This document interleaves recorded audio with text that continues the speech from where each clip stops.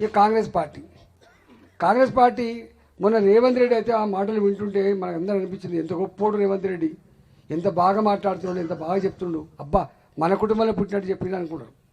కానీ బాధ ఎక్కడ అనిపిస్తుంది అంటే ఒక్క హామీ కూడా అమలు కావాలి. ఒకటి అమలైంది. ఇంకా ఆర్టీసీ బస్సులో మాత్రం ఉచితంగా ప్రయాణం అయింది తప్ప, అది కూడా ఆటోలో కడుపుకొట్టింది తప్ప ఇంతవరకు ఒక్క హామీ కూడా అమలు కాలేదు. కానీ ఎన్నికల ముందు రేవంత్ రెడ్డి గారు మాట్లాడిన మాటలు ఎప్పుడైనా వినండి, సెల్ ఫోన్లు ఉంటాయి. ఏం హామీలు ఇచ్చిండు, ఎట్లా మాట్లాడిండు.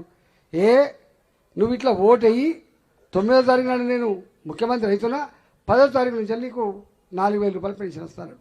వచ్చిందా 4,000 రూపాయల పెన్షన్? మీకు 6,000 వచ్చిందా? వచ్చింది 6,000. వాళ్ళకు 4,000 రాలే, మీకు 6,000 రాలే.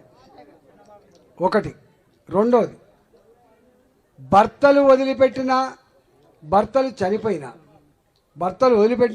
చనిపోయినా లేదా కొత్తగా వికలాంగుల సర్టిఫికేట్ ఇస్తున్నారా?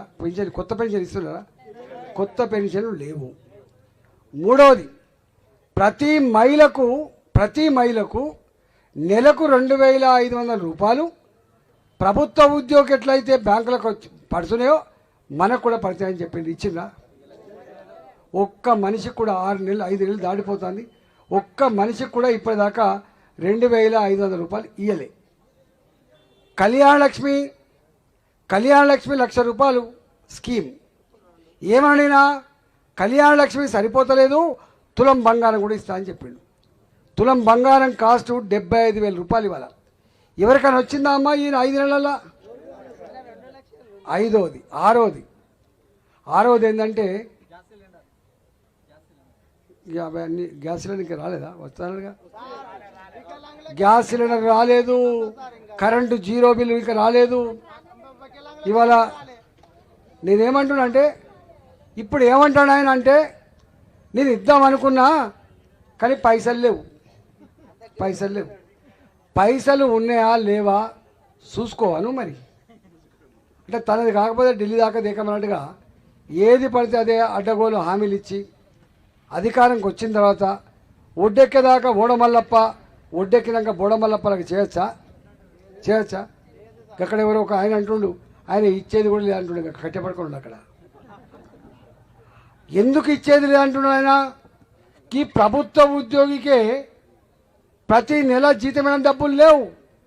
కేసీఆర్ చెప్పిండు, ప్రభుత్వ ఉద్యోగి అయినంత మాత్రాన నెల ఫస్ట్ తారీఖు నాడే జీతాలు ఇవ్వాలని రూల్ ఉందా అన్నాడు ఆయన. కొన్ని జిల్లాలకు ఫస్ట్ వీక్లో ఇచ్చిండు, కొన్ని జిల్లాలకు సెకండ్ వీక్లో ఇచ్చిండు, కొన్ని జిల్లాలకు థర్డ్ వీక్లో ఇచ్చిండు. ఇంతెందుకు? 1,00,000 రూపాయలు రుణమాఫీ చేస్తా అని చెప్పిన కేసీఆర్ 4 ఏళ్ళు చేయలే. 4 ఏళ్ళు 1,00,000 రూపాయలు రుణమాఫీ రైతులకు అమలు చేయడానికి 4 ఏళ్ళు పట్టింది. 4 ఏళ్ళకి ఏం పని చేసిండు? ఈ రింగ్ రోడ్ అమ్ముకోండి, మీ పక్కకున్న రింగ్ రోడ్. హైదరాబాద్లో హైటెక్ సిటీలో ఉన్న భూములు అమ్ముకోండు. ఆ పైసలు ఈ పైసలు 16,000 కోట్లు 10,000 కోట్ల తీసుకుపోయి బ్యాంకులో కడితే వడ్డీకి సరిపోయింది తప్ప అసలు తీరలేదు. మరి పెద్ద నంబర్ వన్ అన్న ముఖ్యమంత్రి 1,00,000 రూపాయలు రుణమాఫీ టైంకి చేయక ఎలకల పడితే, ఇవాళ రేవంత్ రెడ్డి గారు ఖాళీ కుండలే ఉన్నాయని చెప్పిన రేవంత్ రెడ్డి, అప్పుల కుప్ప అయిందని చెప్పిన రేవంత్ రెడ్డి గారు, ఇవాళ ఉత్త చిప్ప చేతికిచ్చిన రేవంత్ రెడ్డి గారు 2,00,000 రూపాయలు రుణమాఫీ చేస్తాడే. ఏవిరా బిడ్డాకి ఇదేనా రావు కాక గదేంది మీరు ఓట్లేనికి పోలే?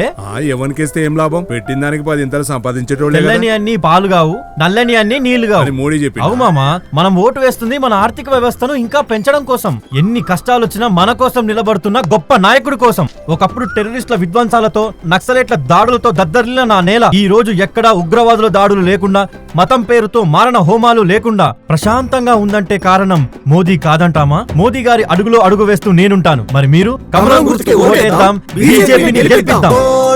మన అందరి నేస్తం బీజేపీనే గెలిపించేద్దాం.